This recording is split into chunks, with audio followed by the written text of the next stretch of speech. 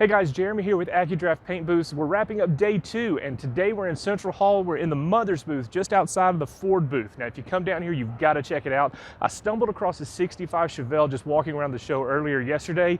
This is Accudraft's paint pick of the day, number 2. Look at this thing.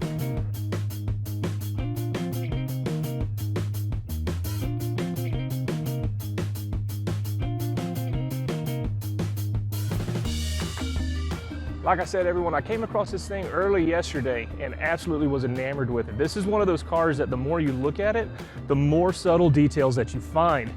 I personally am a sucker for blue, and being a painter for as many years as I was, this thing is absolutely gorgeous.